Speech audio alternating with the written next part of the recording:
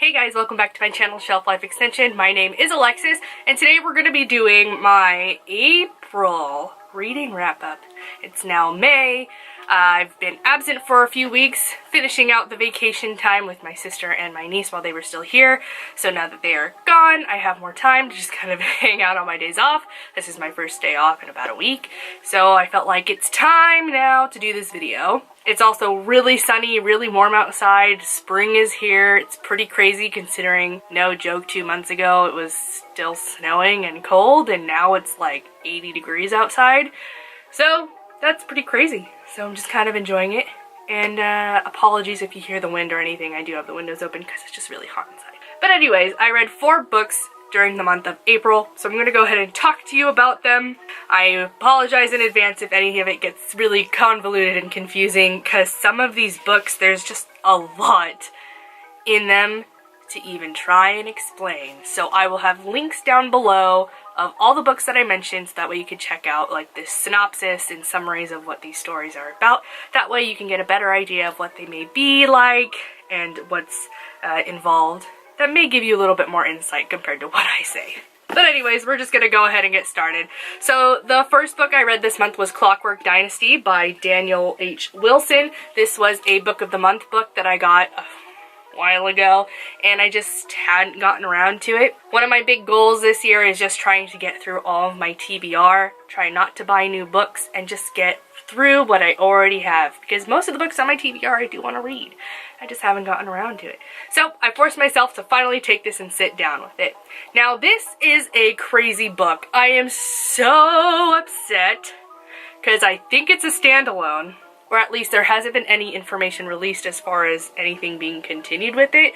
There was a novella that was released afterwards, but otherwise no continuation in the world or with the characters or anything like that. And it kind of kills me on the inside because there is a lot that could be done with it, and it kind of does leave it open-ended at the end, so it totally could segue into another story. But alas, I don't think that's going to be happening. Anyway, as you can kind of tell from the cover, it's very steampunky and sci-fi fantasy going on here. It's pretty crazy, and so to unpack everything in here, it's really hard. But to give you like a one-sentence synopsis, it's sentient automatons that have been around since the dawn of time. I think that makes sense, yeah. That's pretty much literally the gist of it. So the start of the story follows a woman named June Stefanov, who is an anthropologist archaeologist who is interested in these automatons that she has found throughout the world and throughout her career that date back hundreds, thousands of years. Knowing that obviously the materials that were used were primitive, but the fact that they understood the mechanics and technology to create them, she's just like, how, right? So she always finds that there's pretty much a gaping spot in the chest where most likely, you know, by human anatomy, a heart would go. So she's like, so obviously if we find these hearts, these things will then work, and we can find out what they were created for, why, and you know, how, and everything like that. But then it kind of launches her into this bigger conspiracy, right? Because these automatons, not the ones that she's looking at exactly, but these other automatons that are from the same time, who are obviously living off of the same energy, the same technology, they are around, they are sentient, and they're trying to ensure that she doesn't find out where they are, because obviously if she does and it gets out in the world, then everybody's going to want to know where this technology came from, how it came to be, and how to use it. So what's really cool about this story is it's not only from June's perspective, it's actually also from the perspective of some of these automatons that are out there living in the world. And you get this dual perspective and dual timeline of the past, when they were first created, how they came to be, what they were created for, and you kind of get a glimpse as to how they work and like why they're sentient, but also from their perspective as they are newborn and they have an inert awareness of themselves and what they're there for, but they also don't know why. So you get their perspective in the history as well as their perspective now in the present day, coming into where June steps in with her knowledge and understanding of it all. So it gets really crazy. It's really crazy, but it's really cool. I just love the concept and idea of, you know, what is sentience? What is intelligence? who are we, how are we the way we are, and ultimately what does that mean? If there were automatons, these robots, these living things that can think, understand, and feel and have been around, then what does that mean for us, you know? So it's just a really cool concept, and I really enjoyed it. So it is a crazy cross between steampunk sci-fi, you know, but there is a lot of action in it, so it does take you from place to place, and there's a lot that goes on because it's, of course, it's much bigger than June and just the one other automaton that you kind of get their perspective from, because this has been something that's been going on that they've had to kind of keep quiet for years, eons. Crazy. So this was the first book that I ever read from Daniel Wilson, and it definitely makes me interested in reading other books that he's done and other things that he's written. Other titles I have heard about, but I just never took the opportunity to take them down. So now I'm really happy that I got introduced to his writing, and I really want to continue with it. So if you guys are interested in a standalone steampunk weird ass kind of book, this is definitely where you should check it out. It's really cool, and man, it kind of gave me everything I wanted, you know, at the time, so highly recommend. It's great. Now, the next book I read was Arabella of Mars. This is a book that I had purchased a long time ago from Book Outlet. It was one of my first orders from Book Outlet. If you guys don't know what Book Outlet is, you should definitely check it out. They are a great online resource for getting secondhand, or not even secondhand, just leftover copies of books, hardcovers, paperbacks, everything for a really cheap price. So definitely want to get the rest of the books from that website, knowing that obviously I have the hardcover as the first book, and so me being that person, every book has to match, so I have to get the hardcovers and the other ones, you know what I'm saying? Anyways, this is a really fun sci-fi steampunk story that is also including like space travel, aliens, and intergalactic politics in a way. It's just really interesting. It's just a story that I've never really experienced before, but it's definitely something that you can easily connect to. It takes the perspective of Arabella, who lives on Mars and has grown up on Mars, and how she gets sent back to Earth by her mother to live there and try and grow up to become a proper young lady, because this is also during the time of like Victorian England. But anyway, she comes down to Earth, and well, she doesn't like it, right? She doesn't want to be a proper young lady. She doesn't think she has what it takes, or just that it just doesn't interest her. But she finds out that her father has died on Mars, and so her brother is by himself, and her cousin is like, I want your family's money and fortune, and I'm gonna go up to Mars and I'm gonna murder your brother so that way I can get the family fortune and name. And so she's like, what the heck? And so she has to try and get off of Earth, go up to Mars, try and follow her cousin and get there before he does, and hopefully warn her brother about what's going on. But in order to do so, she has to dress up as a boy to get on an airship, work, and get there hopefully before her cousin does. So it's a really cool coming of age story, because Arabella, you take it from when she's 12, 13 until this point where she's about 18, and so you can kind of see her progression and where she comes into herself and how she thinks and what's like her priorities are, and it's just a really great take, you know? Definitely want to continue with the series. There are 2 other books and I'm like all for it. I love the characters. I think Arabella's great. I think the progression of the story, the events that happen make sense and they're effective, and I just really enjoyed it. It's just this crazy clash between steampunk and sci-fi that, again, I've kind of never experienced before, because it takes you out of the genre and mixes it with the rest of its genre. So if this sounds remotely interesting to you, I highly recommend it. It was a lot of fun, really easy to get into, and I'm just really excited to see what happens with the rest of the story. So next paycheck, get in the next couple books. So after that, I followed up with Some Enchanted Eclair, which is a magical bakery mystery by Bailey Cates. This is a series that I've been going through for the past 2 years, and if you've been following me on my channel, pretty much every wrap-up video I've had recently has included some cozy mystery, magical bakery mystery novel of some sort, right?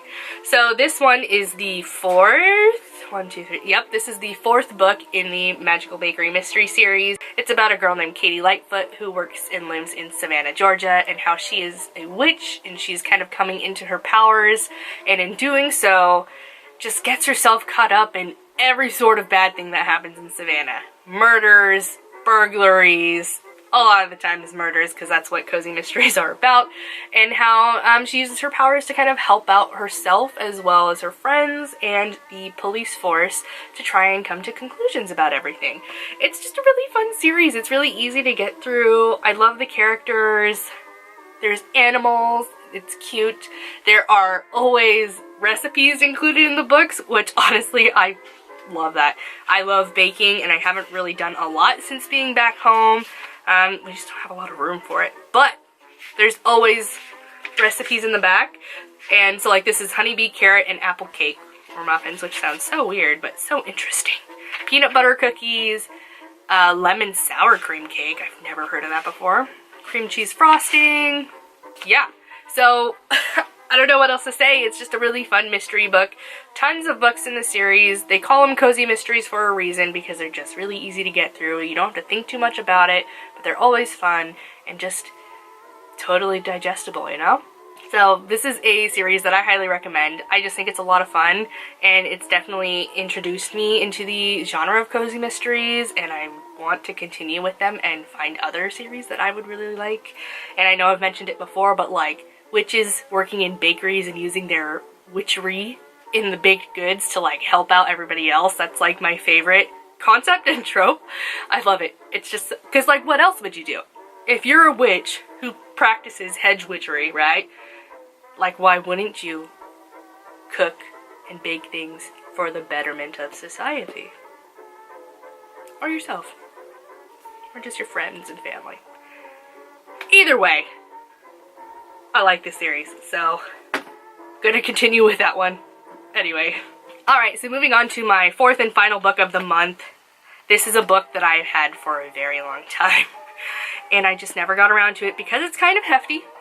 There's kind of a lot as far as the society and the world building that I just knew was gonna take some effort to really understand, and this is probably gonna be the one that's gonna be really hard to explain to you guys. But it's Warbreaker by Brandon Sanderson. Now, a lot of people on YouTube, not recently, a while ago, really loved the Mistborn series by Brandon Sanderson, and that was always a series I wanted to get into, but I just was like, I'm not going to commit to it just yet. But this is a standalone, so I was like, I can commit to this. Obviously, did that work out? Not for a very long time, but it has now, right? So I got to it. I don't even know where to start. There is a lot. To give you quick and easy little blurbs, there's color magic, there's breath magic, which is like a living force. It's like your life force. It's your soul in theory. And political intrigue and living gods. Yeah. Make of that what you will. I'll try to explain it a little bit more. So in this world, everybody is born, I'm pretty sure everybody's born with a certain amount of breath within them. So as you can think of breath as kind of like your life force, it's your magic. Everybody has some form of magic, and you can use your breath to cast spells, to make things happen. Sometimes it's small things, sometimes it's bigger things, and some people are born with more breath and some people are born with less. You can get more breath as a person with like one breath, say you have one. You can purchase more, but it's kind of like an illegal trade in a way, because obviously to get more breath means that you're taking it from someone else, whether that be harnessed in a really sketchy kind of way, or it's someone else who gifts you their breath, which can happen, you know, which, you know, in the end happens a lot. And so that's how some people can accumulate a lot of breath and become really powerful, is because they either take it or exchange it in certain ways. And so in order to use your breath, really, you also have to not only command your breath to cast a spell, but you also have to have the presence of color. And it's really interesting. So let's take this blanket, which is a, what even is this blanket? Is this a chicken? Oh my god, it's SpongeBob.